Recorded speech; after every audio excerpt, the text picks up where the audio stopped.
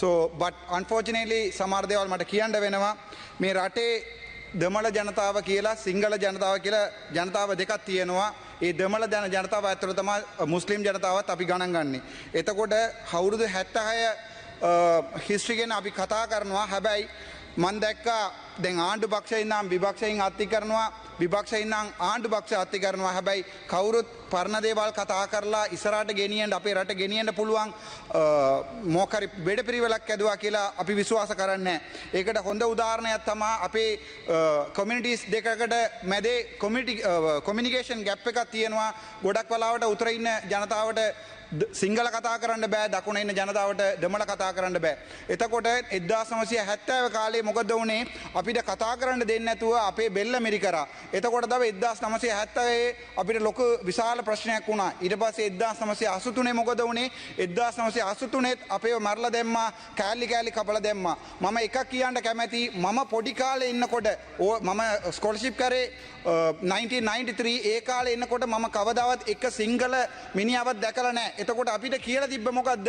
සිංහල මිනිහා කියන්නේ බඩ මේම කරලා කන්න පුළුවන් ජාතිය කියලා තමයි අපිට කියලා තිබ්බේ. ඒ වගේ ඕගොල්ලෝට සමහර වෙලාවට මාතින් කියලා ඇති දෙමළ මිනිසු කියන්නේ බෝම්බේ පුපුරලා මාලිගාව පුපුරලා මිනිස්සුව මරන්නේ කියලා ඒ විදිහට තමයි ඕගොල්ලෝ හිතාගෙන හිටියේ. හැබැයි 2009න් පස්සේ අපි දැන් ජාති දෙකම එකතු වුණාට පස්සේ අපිට හොඳ අන්ඩර්ස්ටෑන්ඩින්ග් එකක් ඇවිල්ලා තියෙනවා. දැක්කම බලන්න මේ පාර්ලිමේන්තුවේ පක්ෂ වුණොත් විපක්ෂ වුණොත් අපිට කතා කරන විදිය කොච්චර හොඳයිද කියලා. ඒ වුණාට අපේ ගම්වල ගියාම අපි කරන්නේ මොකද්ද?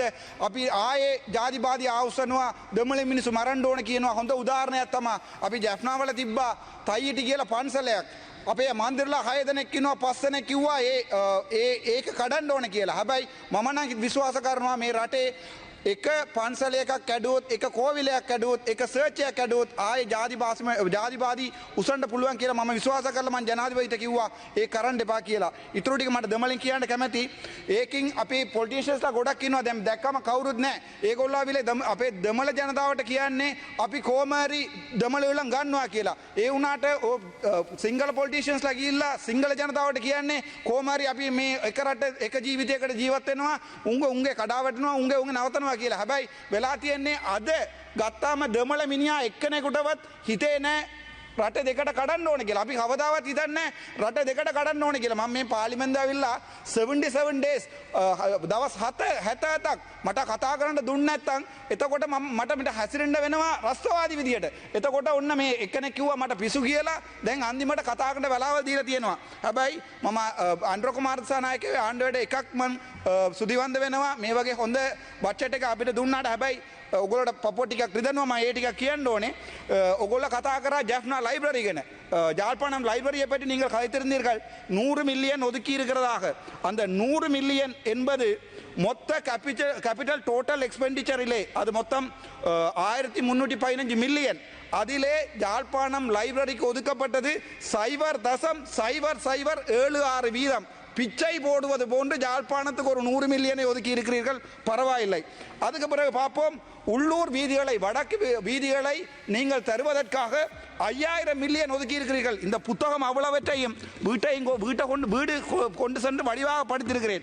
5000 மில்லியன் தருவதாக சொல்லியிருக்கிறீர்கள். நன்றி, நாங்கள் அதுக்கு சந்தோஷப்படுகிறோம். ஆனால் டோட்டல் கேபிட்டல் எக்ஸ்பெண்டிச்சரிலே அவை 0.38% வீதம். அது ஒரு பிச்சை, தமிழனுக்கு போட்ட பிச்சை. ஏனென்றால் உங்களுக்கே தெரியும், உள்ளூராட்சி சபை தேர்தல் வரை இருக்கிறது, அது தவிர மாகாண சபை தேர்தல் இருக்கிறது. ஆகவே பட்ஜெட்டிலே எதிர்க்கட்சியை குத்துவதற்காக நீங்கள் எங்களுடைய லைப்ரரியை பாவித்திருக்கிறீர்களே தவிர நீங்கள் எங்களுக்கு தந்தது 0.007%. சரி, அதையும் வேண்டாம். வடக்கு கிழக்கிலே இதுவரைக்கும் 35 ஆண்டுகள் பெரும் போர் நடந்தது. அந்த போரால் நான் உட்பட எனது சமூகம் கட்டிய வீட்டை கூட இழந்து விட்டு சென்றோம். ஆனால் வடக்கு கிழக்குக்காக நீங்கள் தந்தது 1500 மில்லியன். அது மொத்தம் உங்களுடைய கேபிட்டல் எக்ஸ்பெண்டிச்சரிலே 0.01%. எங்கள் வீடுகளை இடித்து, எங்கள் காணிகளை பிடித்து, எங்களில் 45,000 பேரை கொலை செய்து விட்டு நீங்கள் எங்களுக்கு போடும் பிச்சை 0.1%. அதாவது 0.1% உங்களுடைய மொத்த எக்ஸ்பெண்டிச்சரிலே வடக்கு கொடுத்து விட்டு நாங்கள் சொல்லுகிறோம் வடக்கிற்கு கொடுத்து விட்டோம் என்று. என்ன ஒரு விடயத்தை சொல்லுகிறேன். வட்டுவாகல் பாலத்தை பற்றி கைத்திருக்கிறீர்கள், 1000 மில்லியன் தந்திருக்கிறீர்கள் என்று சொல்லுகிறார்கள்.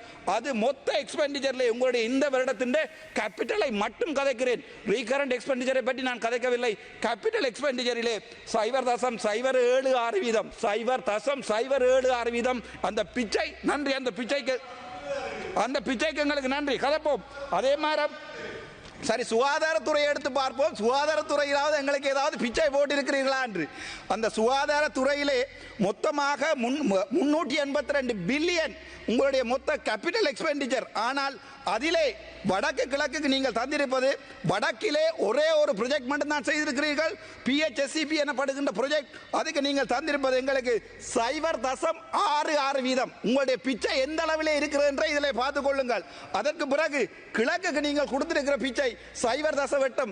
தமிழன் பிச்சை எடுப்பதற்கு தயாராக இல்லை என்பதை உங்களுக்கு சொல்லுகிறேன். எனது சகோதரர்கள் வெளிநாட்டில் இருக்கிறார்கள். முடிந்தால் உங்களால் பிரிவென்ஷன் ஆஃப் டெரரிசம் ஆக்ட் எனப்படுகின்ற அந்த சட்டத்தை எடுத்து விடுங்கள். நாங்கள் கொண்டு வருகிறோம் உங்களுக்கு பில்லியன் ட்ரில்லியன் கணக்கான பணம். எனது சகோதரர் உங்களுக்கு கொண்டு வர நாங்கள் போடுகிறோம் பிச்சை. நாங்கள் இந்தியாவுடன் பிச்சை எடுப்போம், சைனாவுடன் பிச்சை எடுப்போம். எடுத்த பிச்சையிலே ஒரு 0.01% பிச்சையை தான் எங்களுக்கு போடுவோம். அந்த பிச்சையை ஜனாதிபதி அவர்கள் வந்து சொல்லுவார், இந்த வடக்கு மாகாணத்துக்கு பிச்சை போட்டிருக்கேன். பிச்சையிலும் பிச்சை எடுப்பானாம் ஆண்டி பிச்சை, அதுக்கு பிறகு போடுவானாம் ஒரு பிச்சை. இது ஒரு கேவலமான சிலையா. எங்களுக்கு இது சரியான மனவருத்தம்.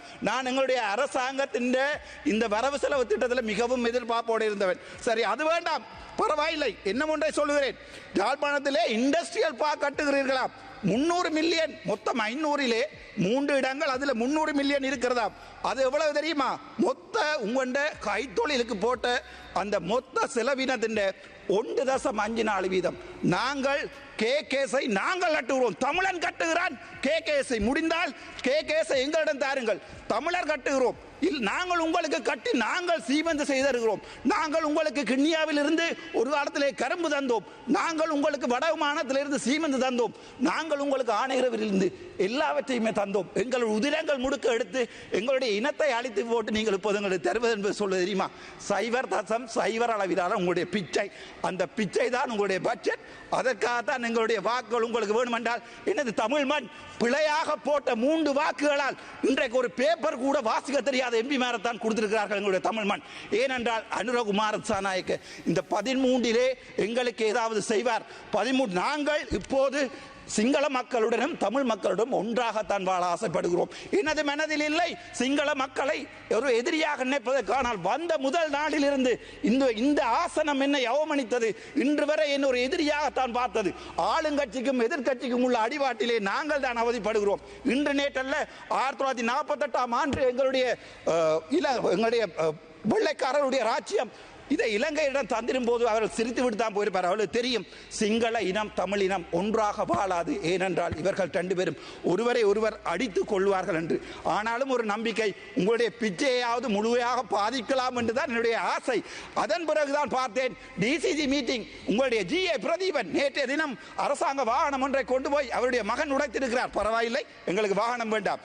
ஆனால் GA பிரதீபன் சொல்லுகிறார், மொத்தம் 56 மில்லியன் நீங்கள் கொடுத்த பாராளுமன்ற உறுப்பினர்களின் பன்முகப்படுத்தப்பட்ட நிதியிலே அவர் 35 மில்லியனை எடுக்க போகிறார்கள்.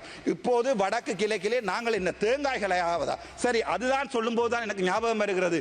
வடக்கு கிழக்கிலே இன்று வரை எத்தனையோ வெள்ளை ஈக்கள், எத்தனையோ தென்னை மரம் 250 ரூபாய் ஒரு தேங்காய் போகிறது. ஆனால் அதை நடவடிக்கை உங்களுடைய விவசாய அமைச்சரை வடக்கு பக்கம் காணவில்லை. சரி, அது பரவாயில்லை. என்னுடைய வைத்தியர்களை பற்றி பார்ப்போம். ஒரு வைத்தியன் ஒரு கார் ஒன்றை வேண்டுவதாக இருந்தால் 50,000 ரூபாய் படி மிச்சம் பிடித்தால் அவனுக்கு 40 ஆண்டுகள் சேமிக்க வேண்டி இருக்கும் இந்த நாட்டிலே. அதான் எங்களுடைய சுகாதார அமைச்சரிடம் கேட்டேன், முடிந்தால் எங்களுடன் கதையுங்கள் என்று சொல்லி. ஏன் எங்களுடன் கதைப்பதால் என்ன பயம்? நான் எழுப்பினால் மைக்கை ஆஃப் பண்ணுகிறார்கள். எதற்காக பயப்படுகிறீர்கள்? ஏனென்றால் நீங்கள் சொன்ன விடயங்கள் இந்த பிச்சைகளை எல்லாத்தையும் கணக்குடன் காட்டுவதற்கு எனக்கு என்னால் இயலும்.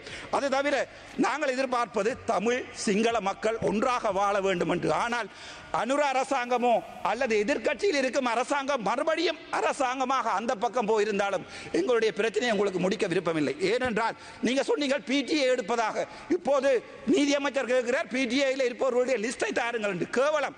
எனது சகோதரர்கள் எங்களை உங்களுக்கு என்ன ஒன்றை சொல்லுகிறேன், மம்மிக சிங்களிங்க கமிட்டி அப்பே ஐயால் அக்கலா 55,000ක් මරුණේ අපේ ජනතාව වලින් ඇතුලේ ඉඳන් ඇවිල්ලා. ඒගොල්ලෝ උඩින් ඉඳන් බහැලා නැහැ පළයට. ඒගොල්ලෝ අපේ ජනතාවෙන් තමයි ඇවිල්ලා තිබ්බේ. එතකොට අපි රස්තවාදී. හැබැයි 88,000ක් මරුණා. මේ කොහෙද දළදා මාලිය බෝම්බය පුපුරුවා. ඕගොල්ලෝ රස්තවාදී නෑ. ඕගොල්ලෝගේ රෝගණ විජේවීර රස්තවාදී නෑ. අපේ ප්‍රභාකරන් රස්තවාදී. එකම එක හේතුව අපි දෙමළ ඕගොල්ලෝ සිංහල. හැබැයි අපේ ජෙනරේෂන් එකටත් ඒක උළුවට නෑ. මගේ හිතේ නෑ. මාත් එක ඕගොල්ලෝ ඛණ්ඩ වෙනවා හැමදාම පාර්ලිමේන්තුවේ. මම කවදාවත් ඕගොල්ලොත් ඒ විදිහට හැසිරෙලා නෑ. මම දැන් කියන්නම්. ඕගොල්ලෝට ඇත්ත කියන්නේ එම්බිලා කවුරුත් නෑ. අපේ ඉන්නේ සමහරු දැන් මේ එන්නෙත් නෑ මේ වෙලාවට. ඒගොල්ලෝ කරන්නේ ඕගොල්ලොත් එක ගේම් එකක් ගාලා අපේ මිනිසුන්ට කියනවා ඔන්න මචං අපි දෙමළලා කොමරි ගන්නවා කියලා. එතකොට මම කිව්වොත් පන්සල කඩන්න එපා කියලා. මම ජනතා විරෝධී වෙනවා. ඒගොල්ලෝ ජනතාවේ නායකයා වෙනවා. මම දැන් පපු ඉඳන් කතා කරන්නේ මේක මට දවස් 77 days I was deprived of speaking on this parliament. but ඒකට කවදාවත් මුකුත් කරලා නැහැ. ඒක අමතරව Clean Sri Lanka. Well done. Clean Sri Lanka என்று சொல்லி நீங்கள் 5000 மில்லியன் දෙකයි ඔබතුමාට තියෙන්නේ. ஹரி சார் கிளீன் ஸ்ரீலங்கா கீழே 5000 மில்லியன் ஒதுக்கி இருக்கிறீர்கள். அது வந்து எங்களுடைய லைப்ரரி, எங்களுடைய தேசிய நூலகம், அது ஒரு ஆசியாவிலே மிகப்பெரிய நூலகம்.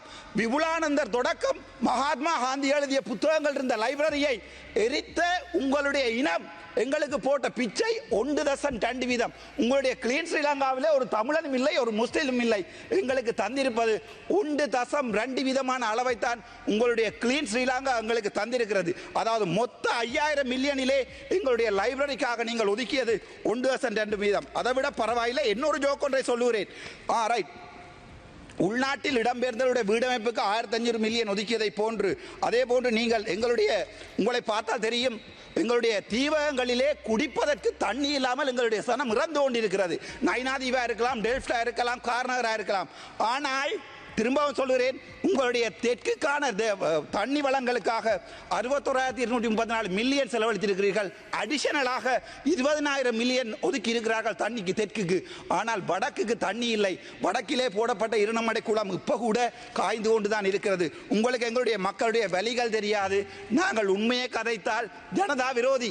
நாங்கள் உண்மையை கதைத்தான். ஆனால் கேம் அடிப்பவர் முழு பேரும் உங்களுக்கு நல்ல பொலிட்டீஷியன்ஸ். நாங்கள் உண்மையை கதைத்தால் அது உங்களுக்கு முதுகு நோவும், அவர்களுக்கு இதயம் நோவும். அதுதான் உண்மை. இன்று வரை நான் சொல்லுகிறேன், எங்களுடைய இன பிரச்சனையை தீர்க்காமல், என்னுடைய இனந்த அழித்தை திரும்ப கட்டி எழுப்பாமல் நாங்கள் ஒருபோதும், நான் நினைக்கிறேன், நாங்கள் ஒருபோதும் இந்த நாட்டிலே நிலையான சமாதானத்தை கொண்டு வர முடியாது. இதே சுத்தியுடன் இருக்கிறேன். இன்று நேற்று நடந்த votingil கூட எனக்கு 85% வாக்குகள் இருக்கிறது வடக்கில் இருந்து. முடிந்தால் உங்கள் எம்பி ஒருவரிடம் முடிந்தால் 85% வாக்குகளை பெற்றுக் கொள்ள சொல்லுங்கள். நேற்று யூடியூபில் போட்டிருந்தார்கள் எனக்கு 87% வாக்குகள் இருக்கிறது. ஏனென்றால் உண்மையை கலைப்பவன் තපරවේ සක්ස. එතකොට මම මේ පාලිමෙන්දුව ආවේ හොස්පිටල් එකේ ඉඳන්. මම පාලිමෙන්දුව ආවේ නැහැ කොඩි උසලා පොල්ලක් උසලා පාලිමෙන්දුව ආවේ නැහැ. දවස් 91කින් මම ස්වාධීනව ඡන්ද විරුලා මේ පාර්ලිමේන්තුව ආවේ. මම ඉස්සරහට එන්නවා නම් මම ඉස්සරහට මේකෙන් ඉන්නවා නම් මේ හොරු කරන්න ඔක්කොම ටික එළියට එනවා. හැබැයි මට කතා කරන්න වෙලාවක් දුන්නාට ගොඩක් බොහොම සීස.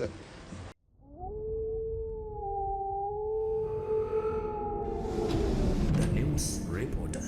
වාරණයෙන් තොර අපක්ෂපාතී වාර්තා